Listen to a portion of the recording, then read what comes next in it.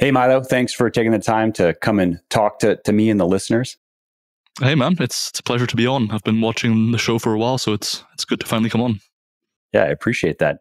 So we're here to talk about training volume. And as I mentioned just offline, the idea for this conversation came about because while I myself I don't know if I've actually produced a single long form piece of content like this on training volume specifically. However, I've commented on it tangentially in many different contexts over the years. However, recently I had another guest on to talk about low volume training, more in the context of maintenance or maybe minimal progress, which is maybe more even relevant to my current circumstances. Like that's where I'm at, kind of maintenance, minimal progress. I'm happy with that. However, it occurred to me that I should get somebody on to talk about the other end of the spectrum. So let's talk about people who want to maximize progress. And most people listening know that the biggest button you can push is going to be volume. That if you are an experienced weightlifter, your newbie gains are long gone, you're approaching your genetic limit for muscle growth and muscularity and strength, that you're just going to have to spend more time in the gym. You're just going to have to work harder. And that doesn't mean just lift heavier weights. You can't just take, let's say, a low volume program and then try to tinker with the loading or try to tinker with maybe the progression model. You can make some improvements in those dimensions, but there is a point where you're just going to have to do more volume. You're just going to have to work harder and spend more time. And so that, again, is understood by most people. However, over the last couple of years, there have been a number of studies that have been looking specifically at this point and how much volume should you be targeting for then if you're trying to maximize progress? Are the results purely linear? Is it just do as much as you can possibly get away with without getting hurt or burning out or whatever? Or is there a threshold beyond which you reach diminishing returns? Or is there some other way of approaching this? And so that's what we're here to talk about. Hey, man, for sure. I'm here for it. I think you touched on a lot of interesting things here, but I know you have some questions written down, so I think it might be worth going one by one as opposed to me rambling on for 60 minutes straight. Sure. I mean, or we can just start where you think this discussion should start. I mean, probably just a short overview and makes sense to give for just kind of the state of the research, because I'm sure people listening have heard some of these studies, and some of the studies appear to be conflicting in terms of particularly this point of a linear dose. Like, okay, so should I just try to work up to 50 sets per week for my chest? Is that what I should be doing? Or that's not very practical, and I'm exaggerating. Or to maybe parrot what Lyle McDonald has been saying for a long time, that once you get beyond 20 to 25 hard sets for an individual muscle group, and those would be sets taken close to muscular failure, maybe in some cases to muscular failure, not submax sets, you're not going to see much more in the way of hypertrophy, and you're probably just going to get hurt. So those, for example, just kind of two conflicting opinions. And there has been more research now that has come out that I think that lends a bit more insight. For sure. So I'll give the current perspectives on volume from the evidence first. For a long time now, the way we've conceptualized volume is as following a sort of inverted U-shaped relationship with hypertrophy. So when you consider volume, we're typically talking about how many sets are you doing per week per muscle in the context of hypertrophy, right?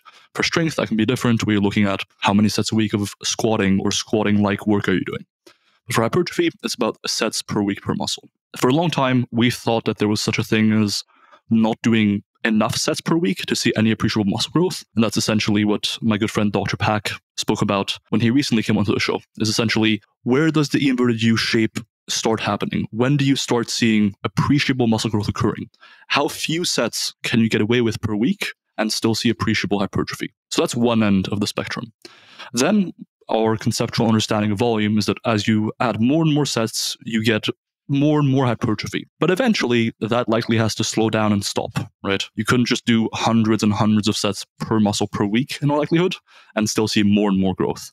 There probably is such a thing as an upper threshold past which doing more sets won't benefit you anymore. simply because your body does have recovery limits in place. And so at some theoretical point, additional volume isn't going to cause additional hypertrophy. Now, that's our conceptual understanding of volume and how it should interact with hypertrophy. And that's largely been confirmed by studies on volume, where generally, if you look at the research on volume, you see that the more volume is being performed, at least to a certain point, the more muscle growth we see. And that seems to be very often the case when you're comparing 10 to 20 sets to doing under 10 sets, for example.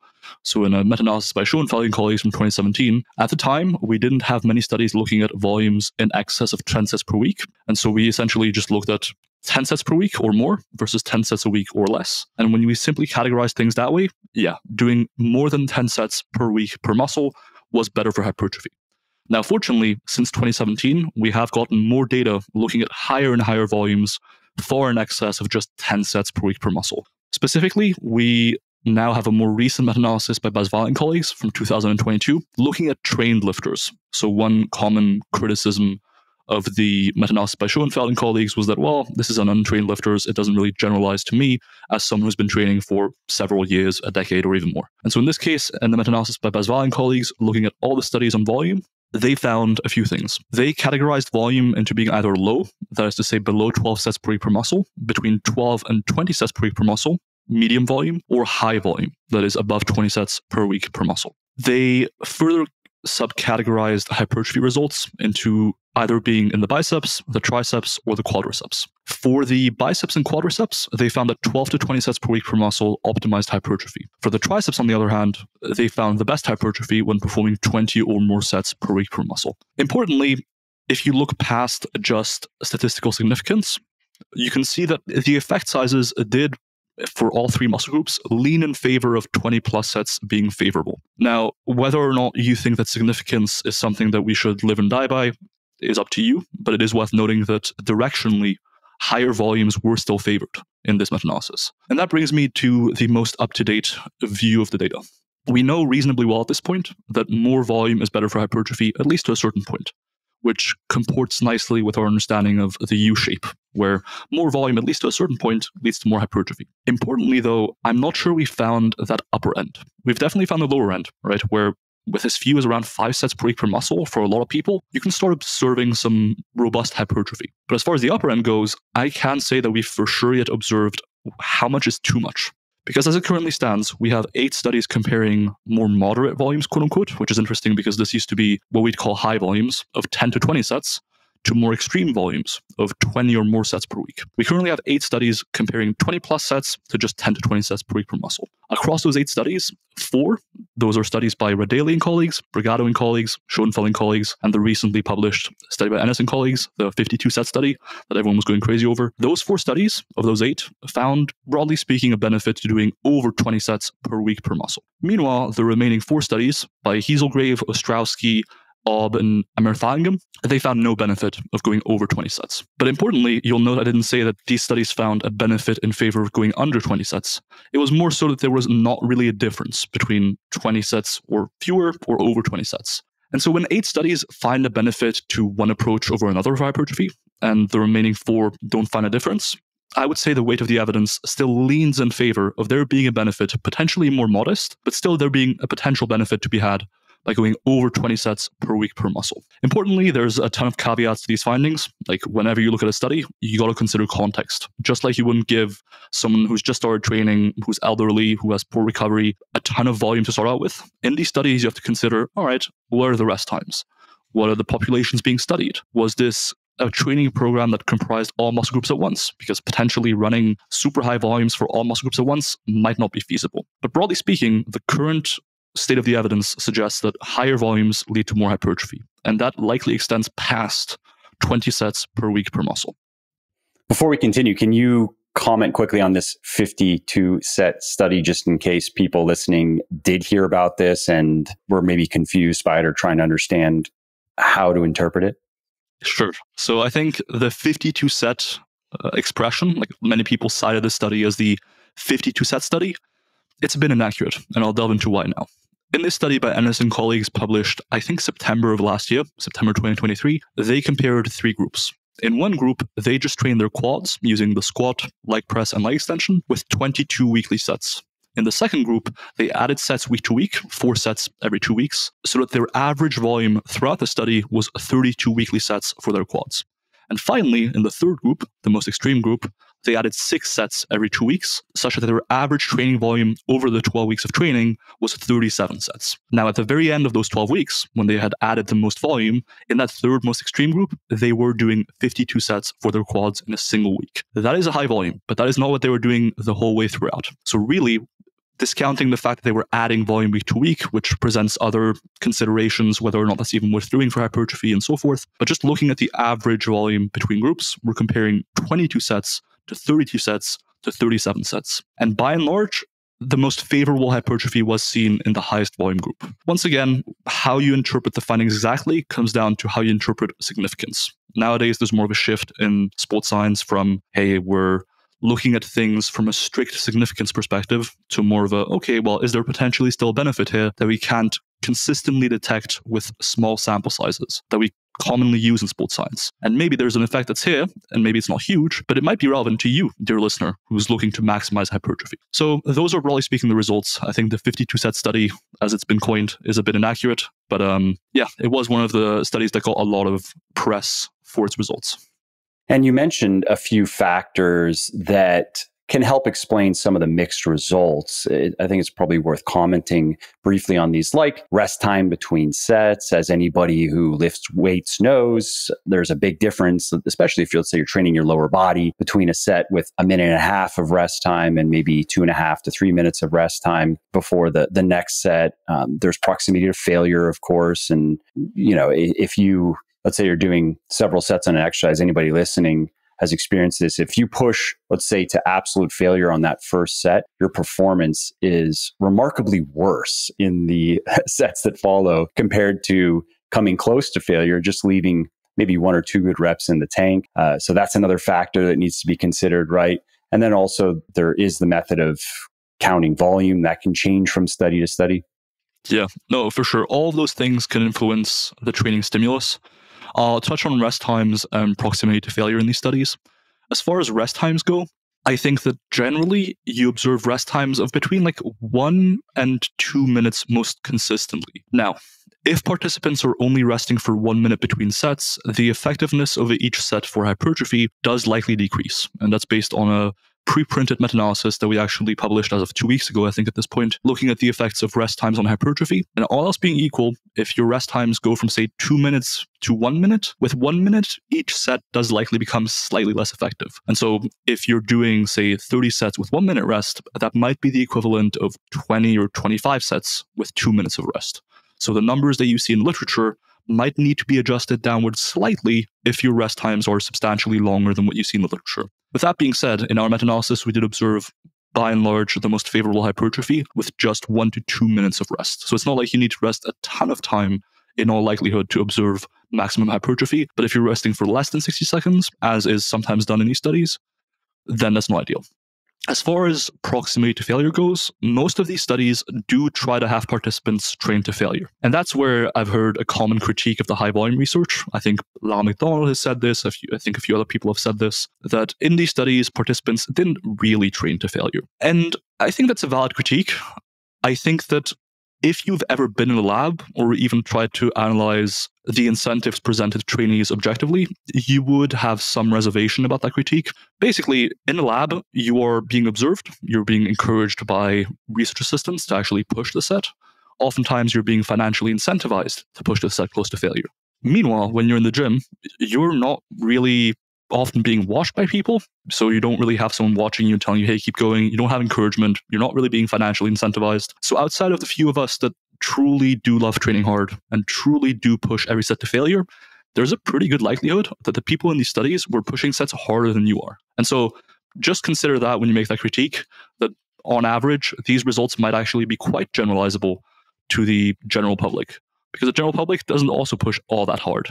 But if anything, on the net balance, if you look at the incentives presented to participants within these studies versus just the average trainee on the street, there's a good chance that the people in the study were actually training harder on average. And certainly from my experience as a researcher, I would say people do tend to push pretty hard. Is it always RP10 true failure? No. But is it pretty close usually? I would say so.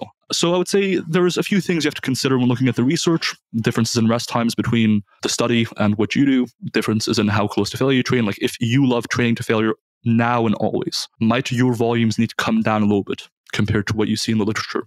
Yes. But then even as regards rest times, for example, we have the study by Ennis and colleagues where on average in the higher volume groups, they were resting around 3 to 4 minutes between sets. So they reported total session duration. And given that we know how many sets they did per session, we can reverse engineer their rest times on average. And they were resting 3 to 4 minutes between sets. And even with those relatively long rest times, which should presumably lessen how much volume you need to optimize muscle growth, they still observed a benefit. So I would say, broadly speaking, without looking too far into the minutiae of interplay between volume and relative intensity and rest times and what have you, the broad finding that we can have reasonable confidence in is that more volume does seem to cause more growth.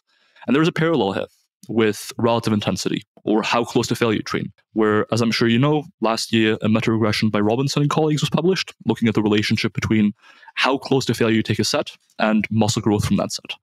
And all else being equal, the closer a set is taken to failure, the more muscle growth it tends to cause. So both volume and so how many sets you do, and then how close to failure each set is taken, seem to display somewhat of a dose-response relationship with muscle growth. So to a large extent, when you see people in the gym or successful bodybuilders or what have you, generally training with relatively high volumes and relatively close to failure, and they're observing good hypertrophy, there is likely a reason behind that. These two factors seem to explain much of the hypertrophy you observe. And whether or not you decide to emphasize pushing closer to failure over adding more volume, or whether you prioritize adding more volume but not pushing each set quite as close to failure, at this point, it is mostly personal preference. We don't have solid studies to tell you which one you need to prioritize. We do have new analyses coming out. For example, I know Josh Pelland from Data Driven Strength is working on meta-analysis, kind of trying to weave this all together, look at the interaction effects. Like how does higher volume impact hypertrophy when we're talking specifically about more submaximal sets? We have those sort of analyses coming out. We have study designs coming out in the next few years that are trying to answer those questions. For the time being, all we know is that higher volumes tend to cause more growth and training closer to failure tends to cause more growth. But the specifics are difficult to nail down. And for most people listening, they're going to choose higher intensity just because it becomes impractical to spend several hours in the gym. If you're trying to combine high volume with at least moderate rest times, and you are making that trade-off for intensity, well, get ready, and you're an experienced weightlifter, get ready for 2 to 3 hour workouts. And I see people in the gym who, it's usually younger people, and that's what they like to do. I mean, for them, there's also a social component to it, and that works. And so if they want to spend 2 or 3 hours in the gym, then they actually have to do that. Either that or they just have to do a workout and stand around. But if they want to be kind of working out for that entire time, you're not going to be able to do 2 or 3 hours of lifting, pushing most sets close to failure. Yeah, no, 100%. And I think that realistically, whenever you're pressed for time, like you're busy and you feel that you couldn't, you read this research and you're like, I couldn't just do more sets. I don't have the time to fit it within my lifestyle. That is a perfectly valid response. And there are tools you can use to both make higher volume training more practical, like more feasible in terms of time commitment. But there are also other tools that you can use to just make your training more time efficient in terms of muscle growth, right? Like whether it's pulling on the lever of training closer to failure versus pulling on the lever of just doing more sets. Training closer to failure doesn't take you any additional time. Doing more sets will. And so when you have the choice and you have limited time availability, going closer to failure more often than not is going to be your choice. But there are other tools to make training with higher volumes a bit more time efficient. Like, for example, potentially on every exercise, as your last set, do a drop set. You get more volume in that way. It doesn't take much additional time. It doesn't interfere with performance of those earlier sets. And so overall, that might be a decent option. And in fact, we have a meta-analysis by Coleman and colleagues comparing drop sets to traditional training, generally finding similar hypertrophy. Likewise, things like supersetting two opposite or antagonizing motions, like supersetting a set of bench press with a set of rows, or a set of overhead press with a set of pull downs, or a set of leg extensions with leg curls. Essentially, two movements that involve opposing muscle groups, whether the muscle groups involved in each movement do not overlap. So whether you do leg extensions first or not, it won't impact performance on your leg curls because the muscle groups involved are completely dissimilar. And that can extend even further into things like, let's say you want to train your side delts and your calves in the same session. You could do a set of lateral raises, and then while you're resting for a minute or two between sets anyways, just do a set of calf raises. There's a good likelihood it won't impact your performance on the side raises, and therefore you'll get the same hypertrophy from both movements, but by saving around 50% of the time. So there are strategies you can employ to make this stuff more practical, but definitely, like, this high volume research for some people, it is not the most practically applicable stuff ever. Like, I don't know many people out there who are actually doing 37 weekly sets on quads. They are out there. Like, I think if you look at Ronnie Coleman or Arnold Schwarzenegger's highest volumes during training, oftentimes they were getting up there. But for most people, you will likely need to use these tools to make it more practical, or you'll have to err a little bit on the lower end of volume and push intensity a bit higher. And that's a perfect segue to my next question is, practically speaking, how should we go about thinking with everything that you've explained so far? So we accept the premise that generally more volume is going to be better. There are a couple of these dials we can play with regarding rest times and proximity to failure. Fine. But how do we take that and maybe consider it in the context of our goals and our programming? And so maybe a way to start looking at that is, because I could imagine that a question that many people are having. So these are people who are looking to maximize progress, not maintain or just make a minimal amount of progress. And they're willing to spend a fair amount of time in the gym, and they know that's what it's going to require. And so they might be thinking, okay, so this is what I'm doing right now. This is where my volume is at. And this is what I'm seeing in terms of progress. Where should I go from here? And then from there, we can probably talk about some just practical programming tips. I mean, you mentioned, for anybody listening, if you pull up your spreadsheet and you just even try to go to 20 to 25 sets per muscle group per week, it starts to get impractical, I think, for most people at that amount of volume. And so often, practically speaking, it requires specialization, where you're going to do a training block where you're going to have to dedicate a fair amount of time. You might be doing 25, 30 sets for your target muscle group for that training block. And you're going to reduce volume on other muscle groups to make sure that you don't lose anything, but just to save yourself time. And then you mentioned recovery too. And so anyway, I think that would be a great kind of final phase to the discussion of what can we do with this theory. For sure. So I'll break it down in a few ways. First, before we go into specific volume recommendations for lifters that are more advanced or newer to the gym, I want to make clear that these numbers can be more or less achievable depending on the muscle group you're talking about as well. If you're talking about getting 30 or 40 sets of back training in a week, that is going to be a lot of work. Like, that's going to be 10 sets of back 3 times a week. That can really add up and take a lot of time. But if you're talking about the biceps, for example, keep in mind that every back movement, like rows and pull downs, will count towards your weekly set volume for biceps. And would you count that 1-to-1? For simplicity's sake, and for the ability to make generalizations from the evidence to your own training, yes. There's certainly merit to saying that a set of pull downs, well, a set of rows specifically, might not be as good for your biceps as a set of curls. In fact, we have one study comparing rows to curls, finding greater hypertrophy in the biceps from curls. However, for certain movements, that doesn't seem to be true. Like, for example, we have a study comparing the pull down to the bicep curl and measuring bicep growth and actually finding similar hypertrophy in the biceps. Importantly, the other issue I take with counting different movements differently, as far as volume goes, is that we don't have perfect knowledge. So the numbers you're using to estimate how effective one movement is for this muscle, they are largely just educated guesses. So all that combined between it being more simple, it being more generalizable from the evidence, and finally not having super solid evidence or information to rely upon, I think you should just count it as 1-to-1. It's much more practical, realistically. So for certain muscle groups, it can be a lot more achievable to even get into those ranges. So just keep in mind that if you're doing like a upper-lower split 4 times a week or what have you, so 4 days a week, upper twice, lower twice, if you're doing 20 sets in your upper body sessions and you're doing 5 sets for back, like 3 sets for your shoulders and 3 sets for biceps, oftentimes that can already land you above 20 sets for your triceps, for your biceps, or what have you. So it doesn't need to be a ton of volume or a ton of work to get into those ranges. But I'll break it down into beginner and then anyone who's been training for more than 6 months. So beginners, less than about 6 months, and more advanced trainees, anything over 6 months, really. So for beginners, I think there's kind of 2 volume ranges you have to concern yourself with. If you're really new to training, like you've never trained, I think somewhere between 5 or 10 sets a week per muscle is a great place to start. If you've never trained before, this will get you probably most, if not all, of your hypertrophy. And it just is a nice place to start making appreciable hypertrophy gains as a beginner. However, if you've been training for more than a few weeks, or you want to really maximize hypertrophy as a beginner, in my opinion, you probably want to be training somewhere between 10 and 20 sets per week per muscle.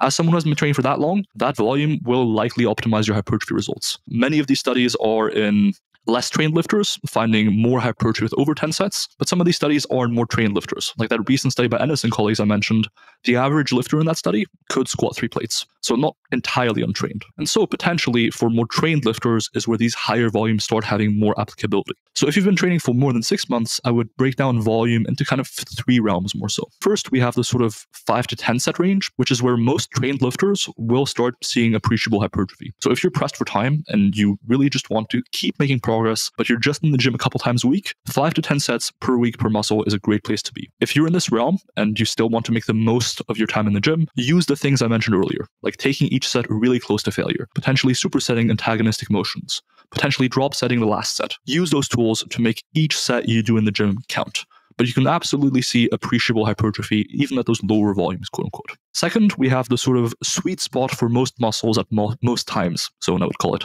which is kind of between 10 or 20 sets.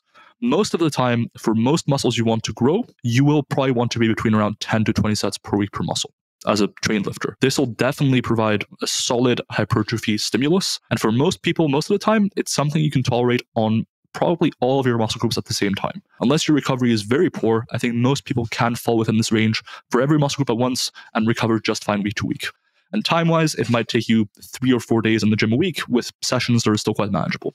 But then there's the final zone, and that's the sort of more intense volume or highest volume zone, which is where you might want to go if you want to really optimize hypertrophy of a given muscle group. Like you mentioned earlier, if you want to specialize on it. Let's say, for example, you've been training for 5 years. For some reason, your arms just aren't growing as much as the rest of your physique. And for you to be happier with your physique, or for you to bring up a more balanced physique for a show or what have you, you need to bring up your arms. That is when you would want to go much above 20 or maybe 25 sets per week per muscle. Importantly, I think that if you go much above like 20 to 25 sets per week per muscle, you will have to start making compromises elsewhere in your program. If you start doing more than about 25 sets per week per muscle, say for your chest and back, you might need to reduce volume at the same time to like 5 or 10 sets for your arms, because otherwise the overall training load might be too much to handle. Now, importantly, this is mostly conjecture based. On the one hand, most of the studies on volume we have are only on a select few muscle groups at once. So in that sense, they're essentially specialization studies because they're not looking at training everything with those high volumes at once. They're looking at taking a few select muscle groups and taking them to those high volumes. On the other hand, very few instances of overtraining or not benefiting from more volume or getting hurt by doing more volume, whether it's actual injury or whether it's seeing less growth, very few of those instances have been recorded in the evidence. Like I mentioned earlier, out of 8 studies we have on super high volumes, none of them really observed substantially more hypertrophy by doing less. And likewise, so far at least, there's been no evidence to my knowledge finding that, hey, if you go too high in volume, you almost always get injured. Like that's just not really a finding. So I tend to think that those are kind of the 3 ranges from a practical perspective. 5 to 10 sets per week per muscle to start making solid gains. If you're pressed for time, use those tools at your disposal to push up the intensity and get more hypertrophy. 10 to 20 sets for most muscles at most times to get a really solid amount of growth. And if you really want to amp it up and maximize your hypertrophy in a few muscles at once, try above 20 or 25 sets per week per muscle. The important thing, if you experiment with those high volumes, is going to be paying attention to recovery. If your performance is consistent week to week, so you're hitting the same numbers, so the same weight for the same number of reps and the same exercise week to week, and that's pretty consistent or even going up over time, you probably don't need to worry about recovery. You're recovering just fine. What you're doing isn't too much. But if you notice that your performance is creeping down week upon week, and there's no other obvious explanation, like for example, if you're losing a ton of weight, like you're crash dieting, that can happen. It doesn't always have to do with your diet, with your training. But if there's no obvious reason as to why you're losing strength, say 2 weeks in a row, it might be that you're overdoing it and you're unable to recover between sessions on time. In that case, try dropping volume a little bit. But otherwise, those higher volumes will likely allow you to gain more muscle. Can you talk about exercise selection and how that impacts how much volume you can do for, especially with the lower body, but also with the upper body? If you have someone who, let's say they like doing a lot of bench pressing, yes, but you can only do so much, and you're not going to do 30 sets of bench pressing per week, I promise you. For sure. So I think there's a few considerations here. One is how time efficient is the exercise? Because for a lot of people who have constraints on time, if you pick the wrong exercise, like for example, if you're getting all of your lower body volume in by just doing the barbell squat and the barbell deadlift, for a lot of people, that isn't a super time efficient exercise. And so it will take you a long time to get up to like 20 plus sets per week. And so for a lot of people, using the wrong exercises can directly impede how much volume they're actually able to do in the first place. And sorry to interject, but can you comment a little bit more on that point? Because many people probably think of those exercises as very time efficient exercises because they're compound and they train multiple muscle groups. And I just want to make sure that people understand that distinction. For sure. So for most people, I think the people listening to the show are likely relatively advanced. They've been training for at least a few years, and they can, for most men, I imagine, squat 2 to 4 plates for multiple reps. Warming up for that movement can take quite a while. I think most people warming up for the squat, for example, will typically take like 5 to 15 or maybe even 20 minutes. And that's fine. But ultimately, if you compare that with something like a split squat, right? For most people, warming up for split squats, you do one set of bodyweight split squats, you do one set with like some relatively light dumbbells, and you're ready to go. For most people, that cuts it down on warm-up time by 10 minutes or more sometimes. And ultimately, as far as your legs are concerned, the range of motion being gone through at the knee joint, at the hip joint, the stress being imposed upon your quadriceps, glutes, adductors, etc., is very similar. So for hypertrophy, certain movements tend to just be way more time efficient. I'll give you another example. If you're comparing, say, a stack loaded leg press to a barbell squat, obviously there's going to be some differences in terms of movements here. Loading the plates on a squat to be sufficiently heavy to reach a certain rep range can take a fair amount of time. You have to set up the rack first, you have to set up the barbell, you have to do your warm-up sets, you have to set up the plates. Sometimes in a busy gym, finding the plates can be difficult. That can take quite a while. Versus a stack load leg press where you essentially sit down, adjust the machine, it takes about 5 seconds, and then you just plug and play. You select the load and you start lifting. Certain exercises just tend to be more efficient in terms of time. Generally, those are going to be compound movements. They're going to be stack loaded machines. They're going to be dumbbell movements because you can, again, just grab the weight and get going. There's less setup required. Those movements just tend to be more time efficient. And importantly, if you're doing, say, 50 sets a week across your training week, as compound movements, that's going to be very different than if you're doing 50 sets a week across your week as just isolation movements. So if you're really trying to hit a variety of muscle groups at once, get effective volume in, get more bang for your buck, typically compound movements are going to be a better choice of exercise versus more isolation movements. And then finally, I do think there is a benefit to be had from, in general, picking the right exercise. Like I do think certain exercises are better for hypertrophy than others. But more specifically, to pick exercises that are more varied. So I think for hypertrophy specifically, especially if you're relatively new to training, one mistake I see people make transitioning from beginner to intermediate is that they don't sufficiently change exercises throughout the week. We have a systematic review meta-analysis published a couple of years ago looking at the effects of just doing one exercise versus getting a couple, at least like 2 to 3 exercises in per week for a given muscle. Like just squatting versus doing some squats, some leg pressing, and some leg extensions, for example. And across those studies, generally, you do see better muscle growth when you use different movements. So for one, you will probably see more muscle growth if you use at least 2 movements per muscle, I'd say. Like that's a pretty conservative estimate. Maybe a bit more for muscle groups like the back, where the back has a lot of different functions, there's a lot of different muscle groups. And so if you just pick 2, you might still be missing out on growing certain areas to their fullest extent. But beyond even just maximizing hypertrophy, I think that for most people, if they try and get 20 sets a week of just squatting in, that'll be challenging. But if they break that down into 5 sets of squatting, 10 sets of leg pressing, and 5 sets of leg extensions, that becomes both more fun because they're not just stuck to the squat rack all day, and it becomes more feasible and potentially just better for overall muscle growth. So I'd say consider all of those things. Most of your volume should likely be from compound movements, especially if you're pressed for time, but some of your volume should come from isolation movements and get a variety of exercise in there. 2 other benefits probably worth mentioning are less of a chance of developing repetitive stress injuries by just changing doing several exercises as opposed to trying to only squat and do a very high volume squat program. And then also there's probably something you said for, especially with like a split squat or even a lunge, that you can get a good training stimulus with less weight. And so that's going to be just less stress on your joints. Again, comparing back to a back squat, especially if you're pretty strong and you're trying to rack up a fair amount of volume, the sheer amount of stress on the joints catches up with you, especially if you're not 20 years old and invincible. For sure. So I'm going to speak as a coach and as a lifter here. That is definitely something I've noticed. Like obviously my expertise isn't in physiotherapy or what have you, or I'm not a DPT, but as a lifter and as a coach, I would say that when someone experiences pain during a movement, oftentimes, especially for hypertrophy, it is easier to just change out the movement for something else. And that will often take care of the issue altogether. And just as an anecdote, the powerlifters I coach and the powerlifters I speak to in the gym, what have you, eventually they just tend to get pain on pretty much all three of the big lifts. Do I think that means that powerlifting is inherently more injurious? No, not necessarily. But I do think being too selective and too specific in your exercise selection can be to your detriment, because eventually most movements kind of start hurting at some point or another. And having the flexibility of saying, all right, well, I'm going to use 2 or 3 different movements across the week as opposed to just squatting can be a welcome change of pace.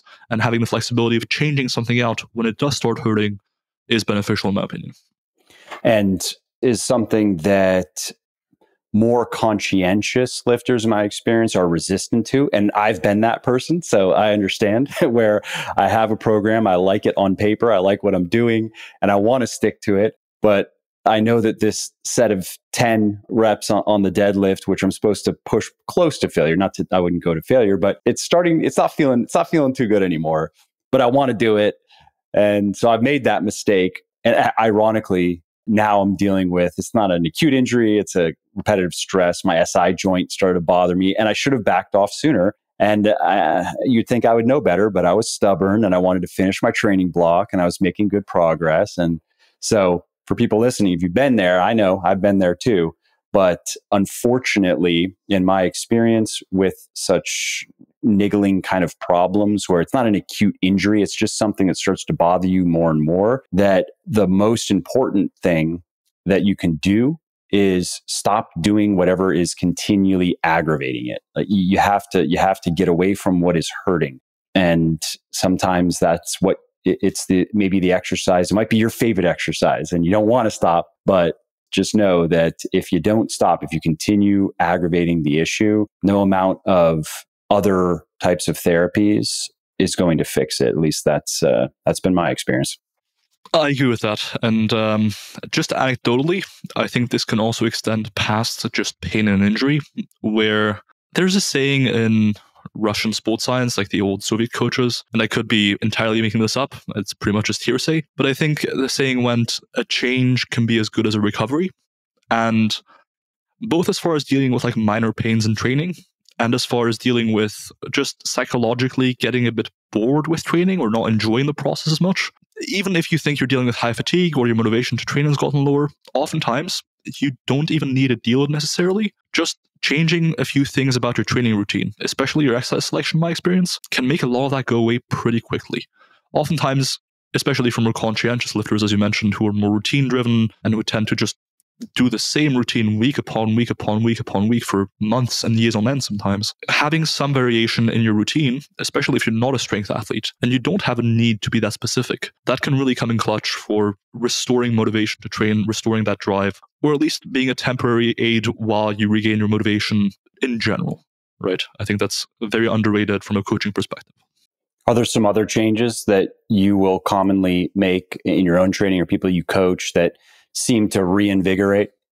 I would say specialization, funnily enough. I would say that when you've been training with a more broad aim of just growing your whole body relatively evenly, and you've been doing that for a while, switching to a specialization phase for certain muscle groups and kind of just doing more of what you currently find fun even, that can be really nice.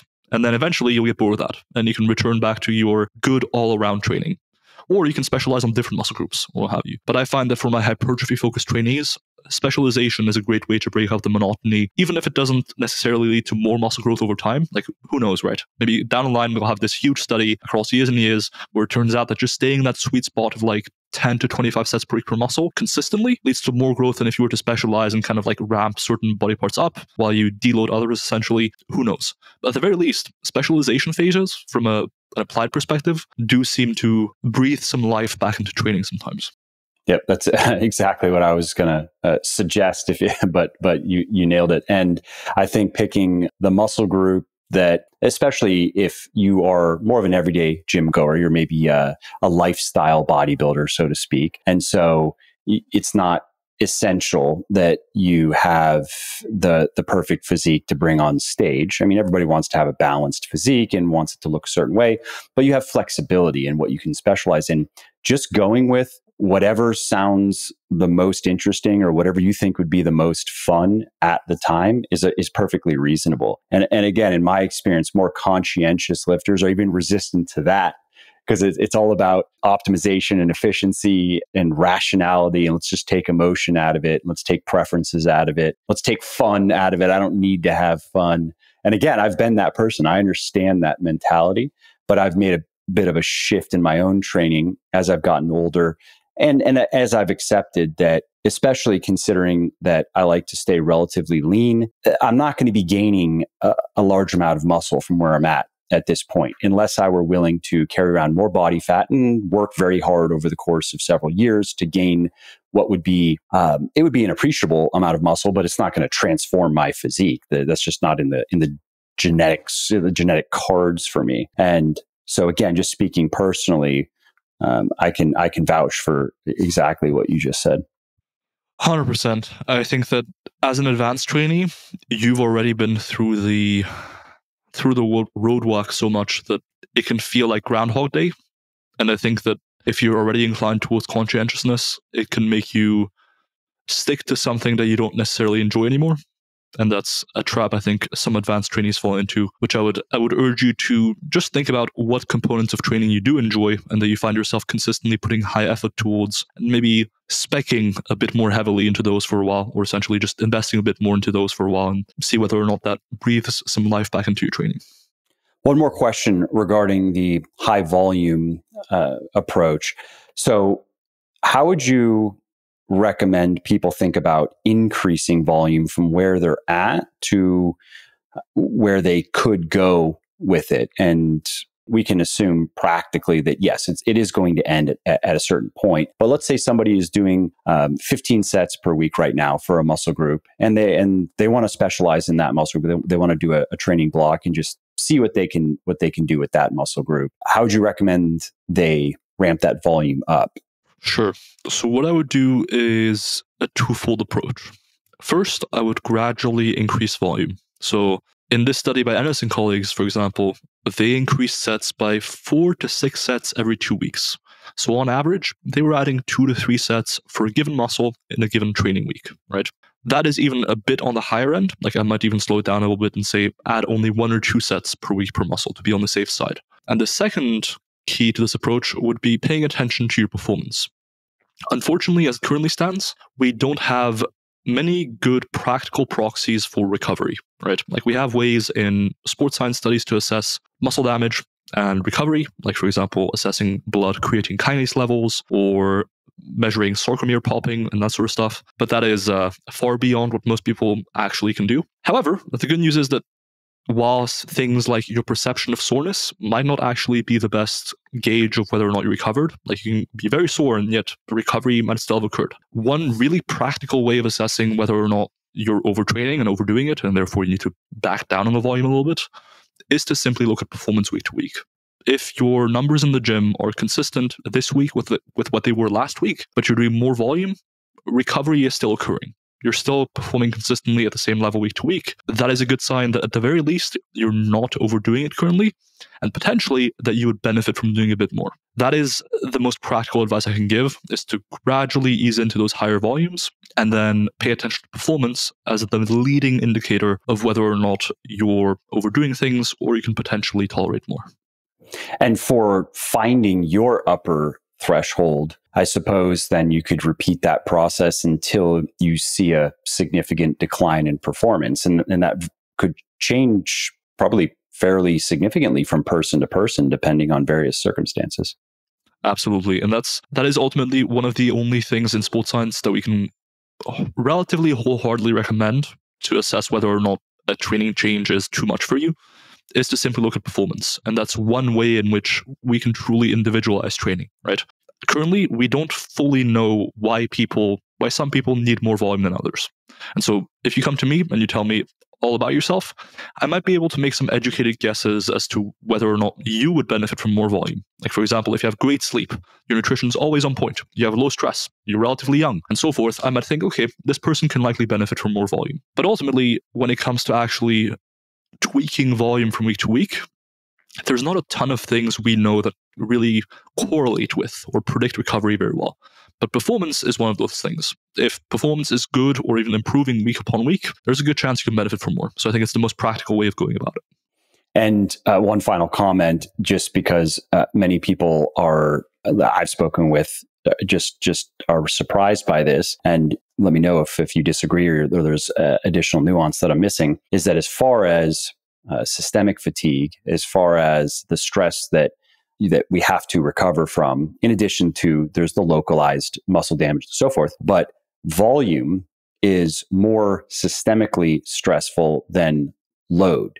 So, which is a bit counterintuitive. Many people assume that a heavy set of set of 3 taken not to failure, but close to failure, or a set to 5, that is more systemically stressful than more reps, but then also more sets. So the intensity or the load of the training is less of a driver of the systemic fatigue than just the sheer amount of volume that you do. For sure. I think there's a couple of things I would mention there. First, the way people can conceptualize it is that volume is ultimately a proxy for sort of energy expended through training, right? If you were comparing the fatigue generated by sprinting 100 meters, right, or 40 yards or what have you, that fatigue would still be much lower than if you walked 20 miles, right? Simply because the amount of work being performed is much greater in one case than the other. No matter what the intensity of that activity was, a volume at a certain level, the amount of work being done, does cause fatigue the most predictably, right? Like it scales pretty linearly with volume. And so when you're doing, say, 15 reps instead of 3 reps in a set, that is, all else being equal, going to be close to 5 times more work, right? A bit less than that because you're using less weight. But broadly speaking, we're talking about a large increase in volume or work being performed. Importantly, that is what we observe in the research. As a coach and as a lifter, and as someone who's done both powerlifting and competed in bodybuilding, I think that we're somewhat failing to pick up on the fatigue from heavier training. I do think there's something difficult to quantify currently about how heavier training can be fatiguing, right? Like if you've ever been doing heavy training consistently and you think about next week's squatting, for example, and you're like, shit, I did 500 pounds for a set of 5 last week, and now I gotta do 510 next week. And that is just somehow uniquely fatiguing. Like I can't really quantify it, but I do think it's something we might be missing in the research. But just going from the research, we do have studies comparing lower rep sets and higher rep sets and objectively assessing fatigue after those sets, right? And one, training closer to failure is more fatiguing.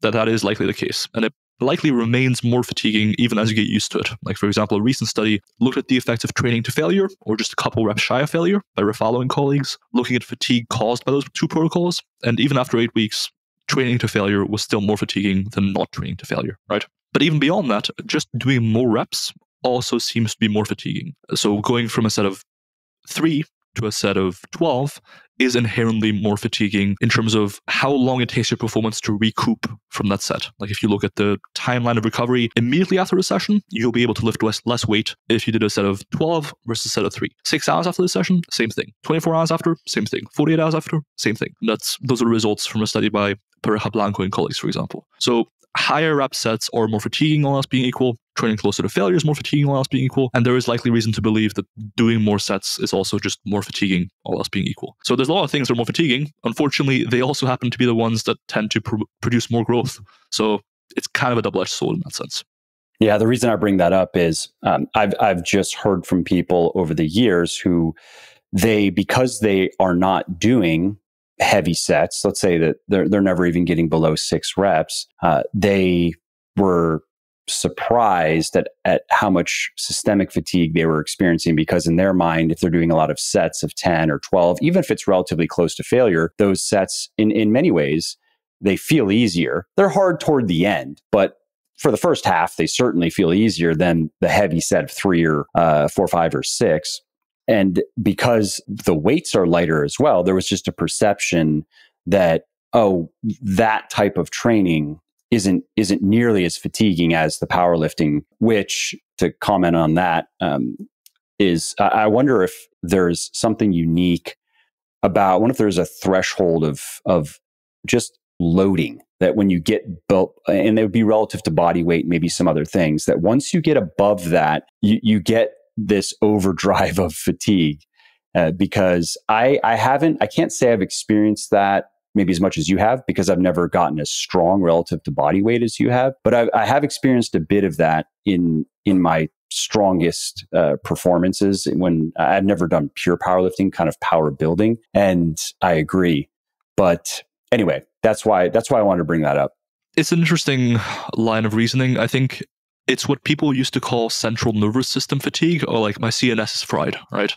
I do think there is something to that. Now, the idea that it's central nervous system related has largely been debunked by people who research that stuff. But I do think that psychologically, there might just be something to heavier training that is more demanding. It might be sort of anxiety related. It might be sort of fear related of like, oh, if I'm failing a squat with 400, 500 pounds on the bar, that is somewhat dangerous, or at least my body perceives it as dangerous.